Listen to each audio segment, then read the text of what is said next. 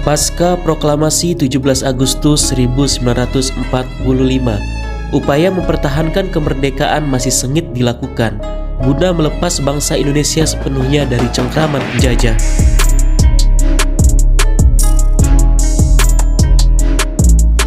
Salah satunya adalah pertempuran antara Tentara Keamanan Rakyat melawan pasukan Jepang di Desa Lengkong, Serpong, yang terjadi pada tanggal 25 Januari 1946, yang dipimpin oleh Mayor Dan Mogot yang dikenal dengan Pertempuran Lengkong. Di setiap pertempuran selalu melahirkan pahlawan-pahlawan hebat yang gugur di medan perang.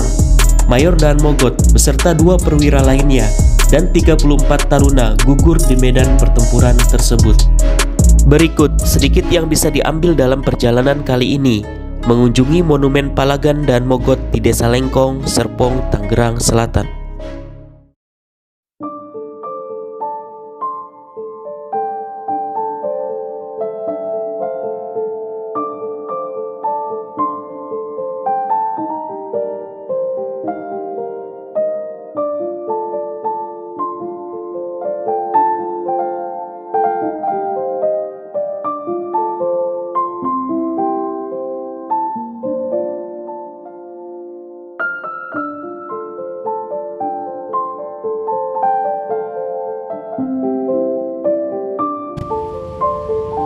Halo teman-teman, bertemu kembali di perjalanan kali ini.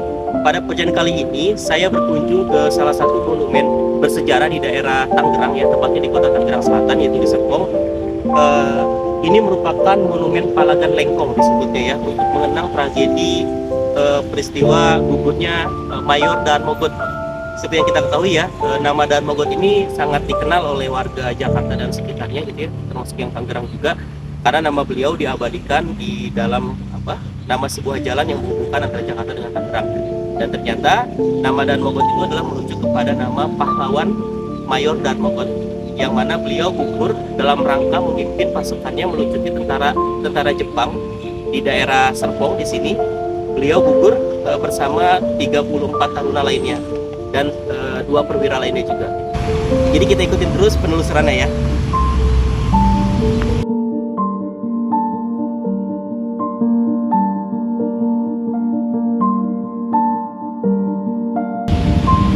Nah, ini teman-teman, ini merupakan peninggalan rumah peninggalan, ya, yang mana dahulu di rumah ini adalah terjadinya peristiwa Lengkong tersebut, gitu, di mana waktu itu Mayor Dan Mogot beserta 70 tarunanya, gitu, ya, datang ke sini dan melakukan perundingan dengan tentara Jepang. Nah, di dalam rumah inilah terjadi perundingan tersebut, di mana tentara Jepang saat itu dipimpin oleh Kapten AB. Kemudian Mayor Dan Mogot dipersilakan masuk di dalam. Nah, pada saat melakukan perundingan di dalam, awalnya perundingannya berjalan dengan damai, gitu. Namun tiba-tiba di luar ruangan di sini terdengar suara tembakan.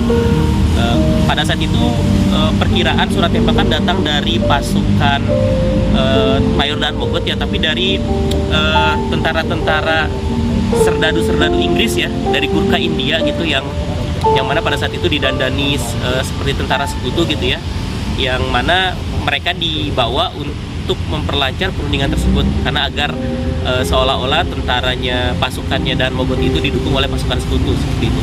Nah, tiba-tiba suara tembakan meletus, kemudian panik, kan.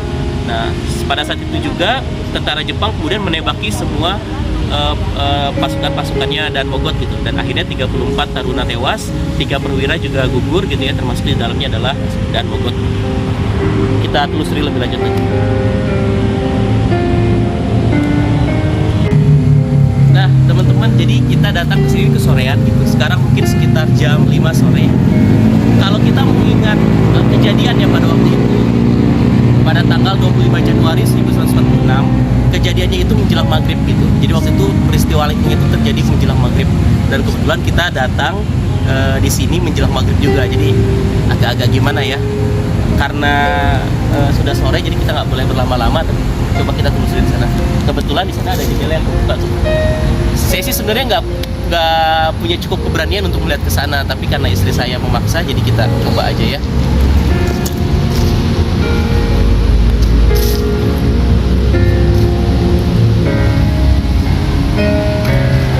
Di bisa dilihat ya, kondisi rumahnya seperti baru saja direnovasi dan cukup terawat memang, tapi memang tidak ada penjaganya. Sesuai informasi yang saya dengar sih katanya ya, Cagar Budaya ini sudah diserah terimakan ke developernya BSD, tapi saya juga belum tahu kepastiannya seperti apa gitu. Kita lihat ada jendela terbuka.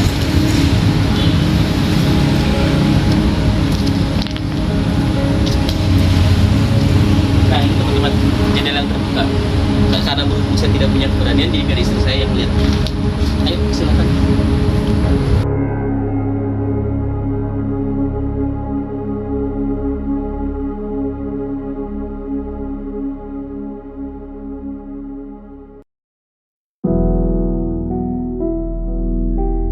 Pada awalnya, lokasi Monumen Palagan Lengkong merupakan markas militer Jepang di Lengkong. Setelah proklamasi kemerdekaan Indonesia, pimpinan Angkatan Darat memerintahkan pelucutan senjata tentara Jepang kepada Akademi Militer Tentara Republik Indonesia. Proses perundingan pun diadakan dan berhasil diterima oleh pihak tentara Jepang. Saat proses pelucutan senjata berlangsung, terdengar suara tembakan secara mendadak. Hal tersebut membuat tentara Jepang mencurigai adanya penyerangan dari tentara Angkatan Darat Indonesia. Mereka kemudian mengadakan pertempuran dan membunuh para taruna yang mengikuti perundingan. Dalam pertempuran Lengkong ini, pimpinan-pimpinan yang wafat ialah Mayor Elias Daniel Daan Mogot, Letnan Sutopo, dan Letnan Subianto Joyo Hadikusumo.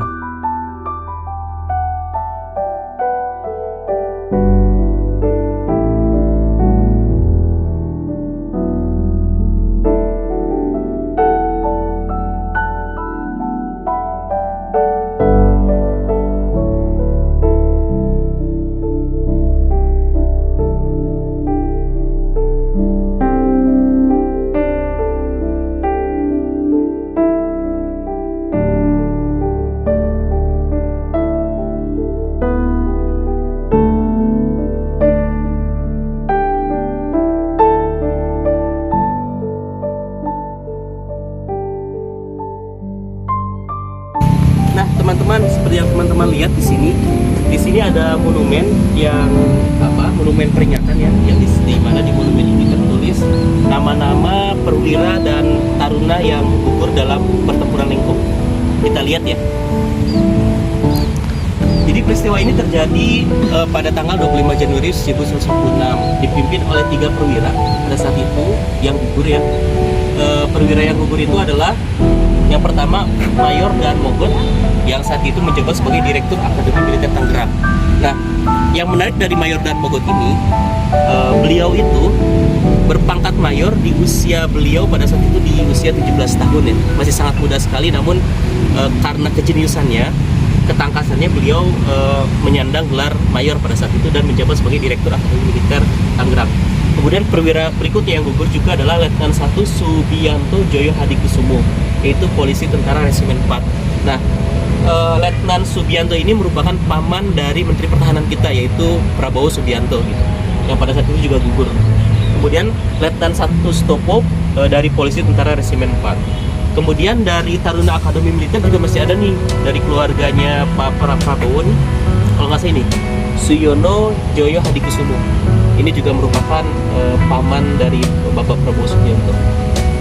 Kemudian yang namanya Taruna Akademi ya berarti taruna-taruna ini adalah tentara-tentara muda ya, yang sangat disayangkan mereka gugur di usia muda mereka gitu.